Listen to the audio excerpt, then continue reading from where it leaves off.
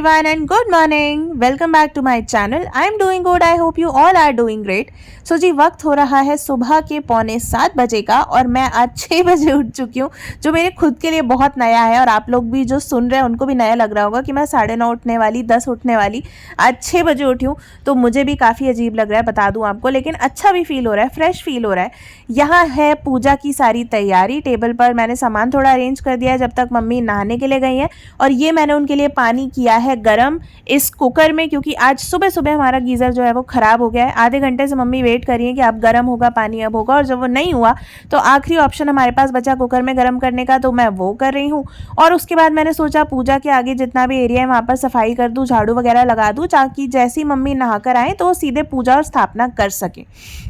इतने में ही हमारी मेड आ गई थी, तो वो भी सारा सफाई का काम करने लगी। आज मम्मी ने उसको जल्दी ही बुला लिया था ताकि स्थापना के पहले अच्छे से झाड़ू पोछा सफाई हो जाए।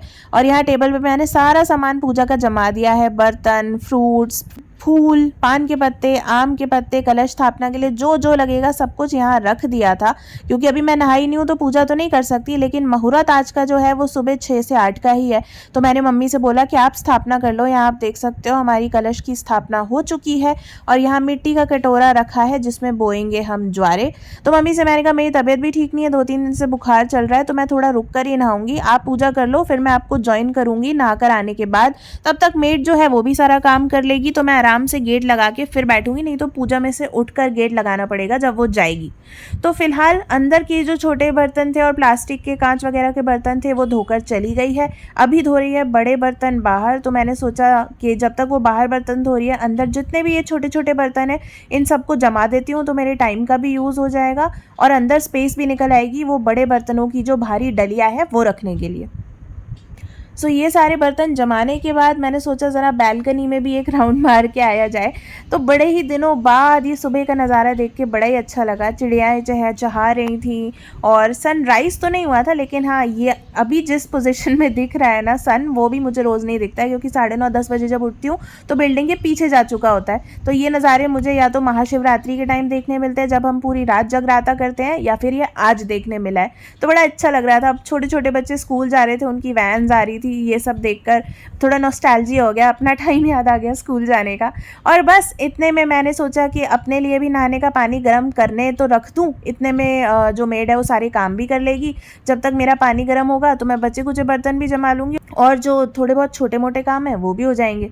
तो यहाँ मैंने कुकर में रख दिया और पानी गर्म होने के लिए अपने नहाने के लिए, और इतनी ही देर में जितने भी बड़े बड़े बर्तन बाहर धुल गए थे मेड ने ला के रखे वो सारे जमा दिए हैं। किचन पूरा क्लीन कर दिया है, ये प्लास्टिक के बर्तन सूख रहे हैं, झाड़ू पोछा हो चुका है, और इतनी देर में मैंने वॉशिंग मशीन में कपड़े भी लगा दिए थे धुलने के लिए, जिसमें अभी भी बचे हैं 13 मिनट।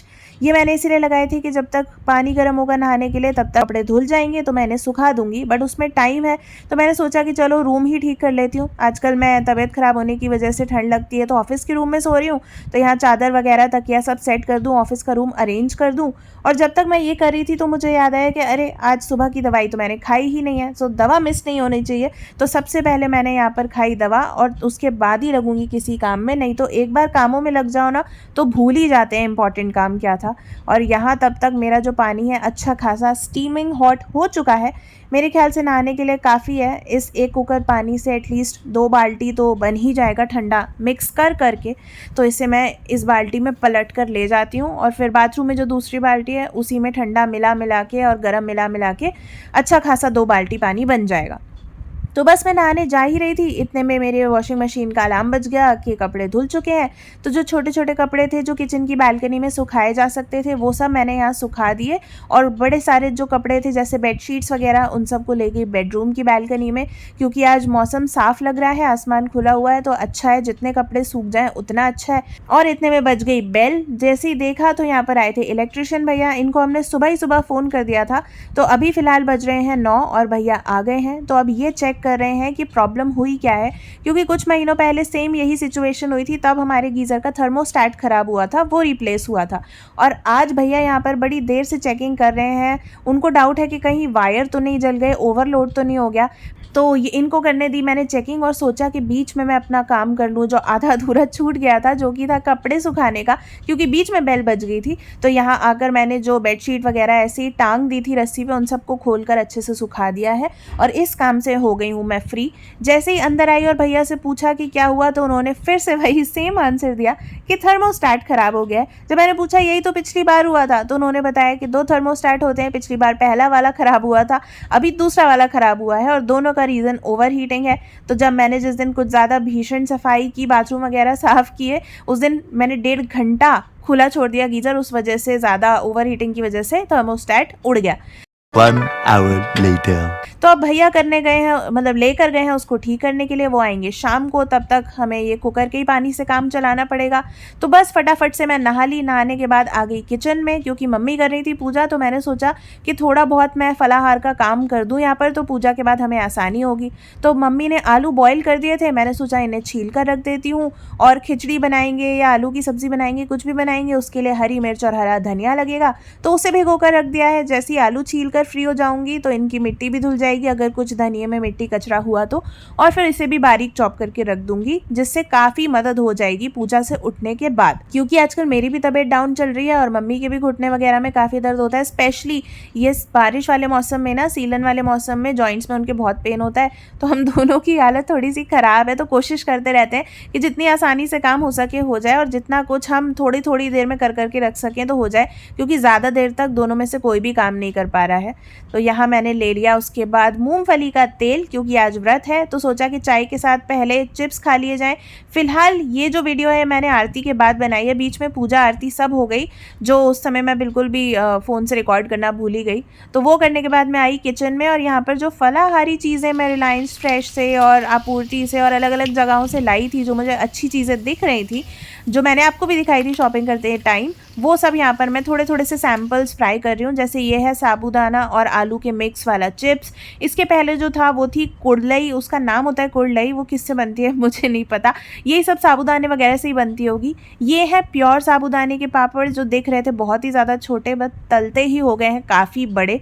और इसके बाद प्लेन आलू के चिप्स भी मैंने थोड़े से तल लिए, ताकि वैरायटी भी हो जाए और पता भी चल जाए कि हमें सबसे ज़्यादा अच्छा क्या लगा, तो अगली बार के लिए फिर मैं वही पैकेट्स लाया करूँगी। तो बस फलाहार की तैयारी हो गई है, साथ में इधर बन रही थी चाय, तो मैंने जब तक चाय बनी तब तक ये चिप्स तल के रख लिए हैं। तो चलिए अब हम सुकून से बैठ के पीते हैं चाय, और फिर मिलते हैं आपसे थोड़ी देर बाद। 2 hours later. आ गया बहुत दिन से कोई पार्सल नहीं आया था, जो कि आज आ गया है। तो मैं वैसे ही बहुत दिन से बोर हो रही थी यार, कि कहाँ तो हर दूसरे दिन आता था, अभी इतने दिन से कुछ नया नहीं हुआ, कुछ पार्सल ही नहीं आया। तो एक दिन बोर होते होते जो मुझे समझ में आया कि चलो ये भी ले लेते हैं, शायद कभी काम आ जाएगा, वो भी ले लेते हैं, वो सब मैंने ऑर्डर कर दिया और अब वो आने लगा है। तो बड़ी खुशी हो रही है, बड़े दिनों बाद कोई पार्सल आया है। तो बहुत सारी चीज़ें ऑर्डर की, इसलिए गैस वर्क नहीं कर सकती कि क्या होगा, तो जल्दी से खोल के देखते हैं, एक्साइटमेंट हो रही है।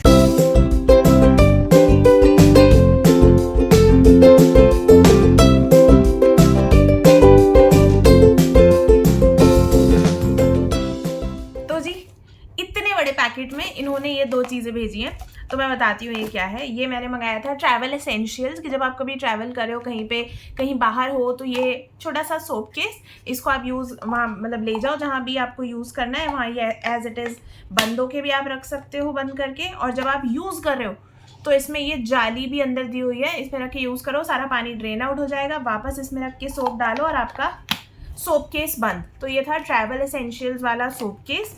और ऐसे ही ये था टूथब्रश एंड टूथपेस्ट होल्डर, ये भी ट्रैवल एसेंशियल्स वाला है। इसमें यार ये टूटा है या ऐसे ही होता है, oh yes this is damaged, अच्छा हुआ मैंने अभी देख लिया, ये टूटा है, टूटा हुआ है। तो वैसे तो इसमें ना फ़ोटो में ना इसमें वो भी दिखाए थे होल्डर अंदर ब्रश के और टूथपेस्ट के, बट वो नहीं है।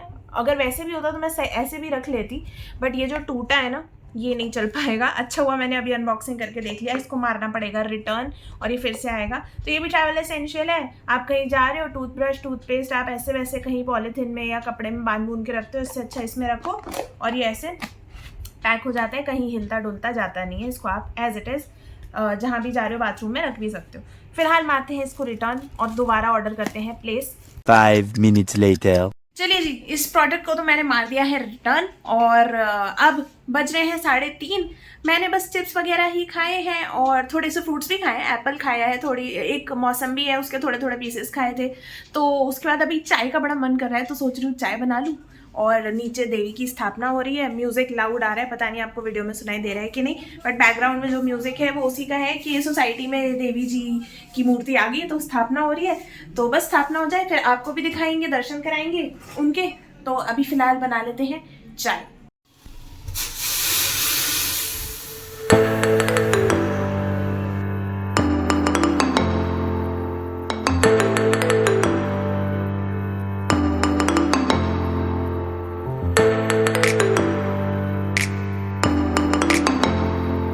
A few moments later.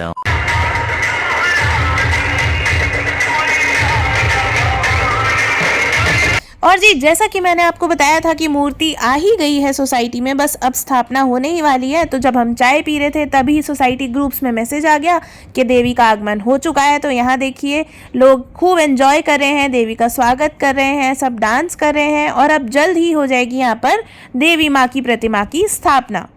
सो आज तो मुझे नहीं लग रहा है कि मैं नीचे जा पाऊँगी, इतना टाइम मिलेगा मुझे और इतनी एनर्जी भी बचेगी। तो आज अच्छे से स्थापना और पूजा हो जाए, उसके बाद जब भी मैं नीचे जाऊँगी खुद भी दर्शन करूँगी देवी के और आप सभी को भी कराऊँगी हमारी सोसाइटी की देवी के दर्शन।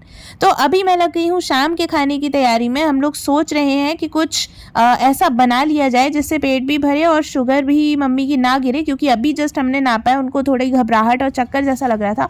तो उनकी शुगर काफ़ी अचानक से लो हो गई है, 70 आ गई थी, which is not a good sign. तो बस फटाफट से यहाँ मैं कूटू और सिंघाड़े का आटा थोड़ा थोड़ा सा लेकर उसमें आलू मैश कर रही हूँ, क्योंकि इन आटों में बाइंडिंग तो होती नहीं है। तो आलू से थोड़ा बहुत इसमें लोच आ जाएगा, थोड़ा सा फ्लेक्सिबल बन जाएगा।